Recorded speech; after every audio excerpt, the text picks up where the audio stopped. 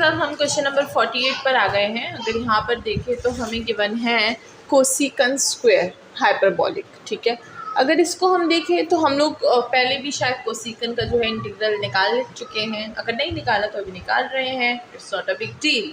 ठीक है, सो सबसे पहले हमें स्पेशल एंगल मिला है, जनरल एंगल में इसको चेंज करेंगे, लेट करेंगे कि हमारे पास u जो है वो 5 - x के इक्वल है। इसको जो है इसका डेरिवेटिव लेंगे डी यू इक्वल टू -1, तो -1 को मैं -1 dx बोल दूँगी। सो क्या मैं इसको लिख सकती हूँ d u equal to -d of x। तो d ऑफ x का जो माइनस है वो इधर आ जाएगा, बिकॉज d ऑफ x यहाँ पर पॉजिटिव है and we will use this. अगर यहाँ पॉजिटिव है तो हम लोग वो चीज़ हटा देंगे जो इसको गलत बना रही है। ठीक है, और सब्स्टिट्यूशन मैं बता चुकी हूँ, इस पर आप मेरे चैनल पे वीडियो सर्च कर सकते हैं। सब्स्टिट्यूशन की बहुत ईजीली मैंने सब्स्टिट्यूशन बताई हुई है कि किस तरह से हम लोग सब्स्टिट्यूशन करते हैं।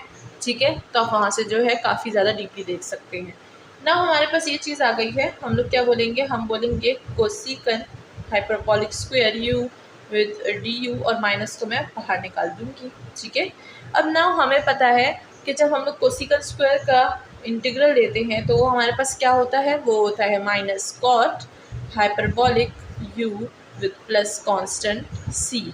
ठीक है, सो हमारे पास जो है वो क्या होता है, माइनस कॉट होता है, तो minus into minus this will become the plus. और कांस्टेंट प्लस हो या माइनस हो उस पर फ़र्क नहीं पड़ता, तो हम लोग कांस्टेंट के साथ इसको शामिल नहीं करेंगे इस नेगेटिव को। ठीक है, so this will become the cot hyperbolic u plus some constant c।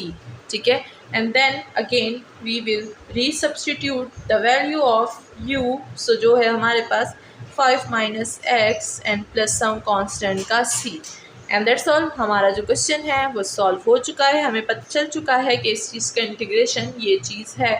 So hope कि सबको समझ आ गई होगी। नाउ आगे बढ़ते हैं with question number 48। So now second last question है हमारे पास इनडेफिनेट इंटीग्रल का। लेट्स सी कि इसमें जो है हमारे पास किस तरह से सब्स्टिट्यूशन होगी और किस तरह से हम लोग इसका इंटीग्रल फाइंड करेंगे। सबसे पहले लेट करेंगे इसको, जनरल जो है एंगल में लाएंगे। हमारे पास जो है यहाँ पर क्या है, स्क्वायर रूट ऑफ टी है। अब इसको डिफ्रेंशिएट करेंगे with respect to t, because variable जो है फंक्शन में यहाँ पर टी यूज़ हो रहा है। So this will become d of u equal to, अगर मैं इसको ऐसे लिखूँ तो क्या ये काफ़ी सिंपल दिख रहा है, of course. So this will become 1/2 square root of t. जब इससे हम लोग -1 करेंगे तो दिस विल बिकम -1/2, तो वो मैं नीचे भेज दूँगी। ठीक है, तो अब इतनी छोटी छोटी चीज़ों को मैं ज़्यादा जो है वो मुश्किल नहीं बनाऊँगी और बार बार नहीं रिपीट करूँगी, ताकि आपको पता चले कि भई मैं ऐसे ही करती हूँ। ठीक है, सो अब जो है आपकी बारी होगी, जब मैं इसको नहीं बताऊँगी तो आपने याद रखना है कि मैंने इसको नीचे भेज दिया, क्योंकि नेगेटिव पावर होती है। ठीक है, एंड ऑफ कोर्स मेरी आदत है, मैं फिर भी बता देती हूँ। तब क्या किया जाए, आदत से मजबूर। आगे बढ़ते हैं। मैं कहती हूँ अगर किसी को समझ नहीं आया तो फिर क्या फ़ायदा मेरे वीडियो बनाने का, इसीलिए मैं अगेन रिपीट करवा देती हूँ। ठीक है, चलिए आगे बढ़ते हैं। ये हो गया हमारे पास डी ऑफ टी, बट हमें तो सिर्फ यहाँ पर क्या चाहिए, हमें यहाँ पर 2 चीज़ें चाहिए। अच्छा, एक तो हमने क्या किया, हमने किया secant hyperbolic u tangent hyperbolic u. अब अगर इसको देखा जाए ये, तो क्या मैं इसको u बोलूँ? नहीं, इसको अगर मैं dt के साथ पेयरिंग में बना लूँ तो क्या हो जाएगा, देखिए 1/2 का जो है 2 नहीं चाहिए तो 2 को निकाल दो, तो 2 du आ जाएगा equal to dt by square root of t। तो क्या मैं इसको यूज़ कर सकती हूँ, इन दोनों के पेयर को इस तरह से पेयर बना लेंगे हम, है ना। तो इस पेयर को क्या मैं इसके साथ कर दूँ कि ये 2 du के इक्वल है, तो काफ़ी ज़्यादा सिंपल हो जाएगा ना। सो हम लोग इसको ऐसे सॉल्व कर लेंगे। तो हम लोग लिखेंगे du और इस 2 को मैं बाहर निकाल दूँगी, तो मेरी होल सब्स्टिट्यूशन जो है वो यहाँ पर हो गई। ठीक है, होप कि सबको समझ आ गई होगी। अगेन थोड़ा सा बता देती हूँ मैं कि मैं सिर्फ dt भी ले सकती थी और ये स्क्वायर रूट यहाँ पर आ जाता।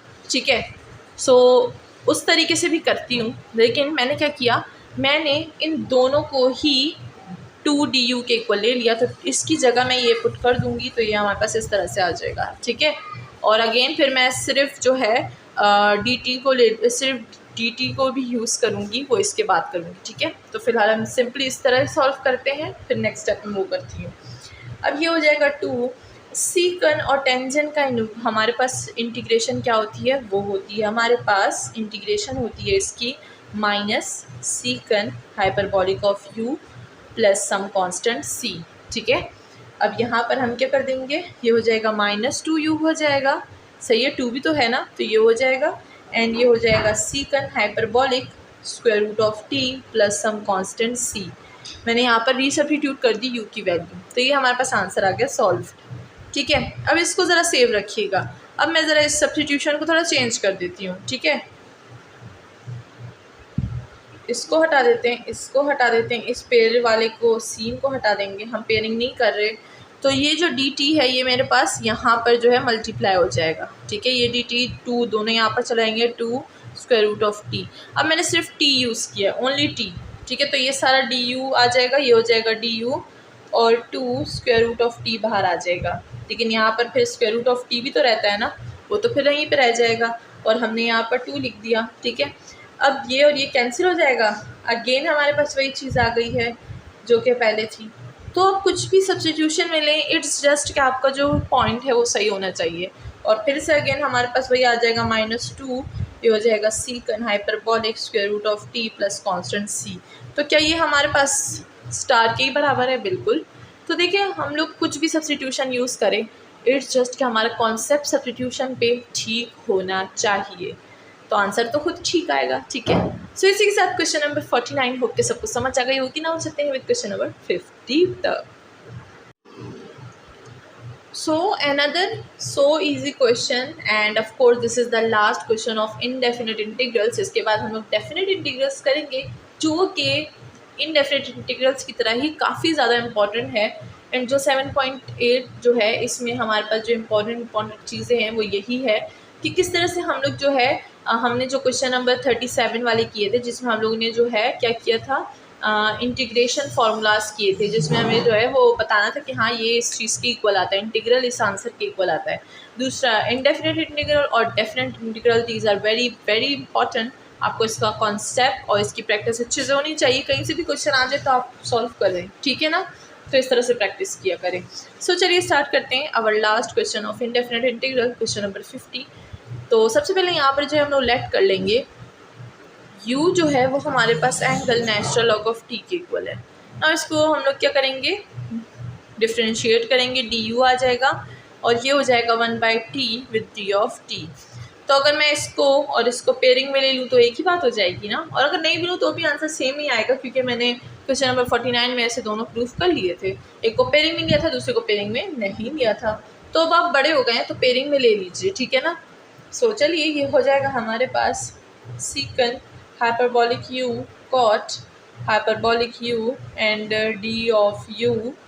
ठीक है, बस सिंपल d ऑफ u आ गया, क्योंकि तो हमने पेयरिंग में लिया था। अब हमें पता होना चाहिए कि सीकन और कॉट का जो है हमारे पास आंसर क्या होता है, इंटीग्रल क्या होता है, minus cosecant hyperbolic of u with some constant c। Again इसमें रीसब्स्टिट्यूट करेंगे तो ये हो जाएगा minus cosecant hyperbolic square root of t plus constant का c। एंड दैट्स ऑल, हमारे पास इनडेफिनिट इंटीग्रल्स ख़त्म हो चुके हैं। एंड इसी खुशी में आपको मैं 3 स्टार देती हूँ। एंड साथ ही कीप इट अप, आपने जो है बहुत ही ज़्यादा मेहनत करनी है और करती रहना है। ठीक है ना, ताकि आपका जो मैथ का कॉन्सेप्ट है वो क्लियर हो, क्योंकि हर फील्ड में आप जाएंगे तो कहीं ना कहीं आपको मैथ्स मिलेगी ही मिलेगी। ठीक है, सो इसीलिए अभी से सारी चीज़ें सीख लें ताकि आगे जाके आपको जो है ज़्यादा प्रॉब्लम ना हो। ठीक है, क्योंकि आगे जाके कोई ना ये ऐसी छोटी छोटी चीज़ें फिर डिटेल से नहीं बताता, अभी वक्त है अभी सीखने का। ठीक है, सो चलिए चलते हैं विद क्वेश्चन नंबर 51, जहाँ पर हम लोग सीखेंगे कि डेफिनेट इंटीग्रल्स को किस तरह से सॉल्व किया जाता है। एंड क्या, बस और कुछ भी नहीं, डेफिनेट इंटीग्रल को किस तरह सॉल्व किया जाता है यही देखेंगे और सॉल्यूशंस करेंगे, और जो है क्या करेंगे, दिमाग खाएंगे, क्योंकि वहाँ पर जो है हमारे पास लिमिट्स भी होंगी और लिमिट्स को भी पुट करेंगे। और ये चीज़ जो है वो काफ़ी ज़्यादा लोगों को मुश्किल लगती है, जो कि मुश्किल बिल्कुल भी नहीं है, क्योंकि आप देख रहे हैं बुशरास कोचिंग, जहाँ पर मैथ्स मिस्ट्री होती ही नहीं है, हम सारी की सारी मिस्ट्रीज़ को सॉल्व करते हैं। तो चलिए मिलते हैं नेक्स्ट वीडियो में, अपना बहुत ख्याल रखिएगा एंड चैनल को सब्सक्राइब करना बिल्कुल ना भूलिएगा, बिकॉज यहाँ पर हम लोग पढ़ते हैं मैथ के बहुत ही यूनिक टॉपिक्स। और ये भी जो है वो हमने काफ़ी दिनों बाद बोला, आई थिंक 2-3 वीडियोस पहले मैंने बोला था। एंड आजकल मैं ये नहीं बोलती, क्योंकि जिनको सब्सक्राइब करना होता है वो तो वैसे भी कर ही देते हैं, जिनको नहीं करना होता वो बोलने में भी नहीं करते। ठीक है, लेकिन ज़्यादातर स्टूडेंट्स को जो है करना चाहिए, क्योंकि यहाँ पर हम लोग काफ़ी ज़्यादा चीज़ें सीखते हैं जो फ्यूचर में भी जो है वो काम आती हैं। तो इसी के साथ मिलते हैं विद डेफिनेट इंटीग्रल्स।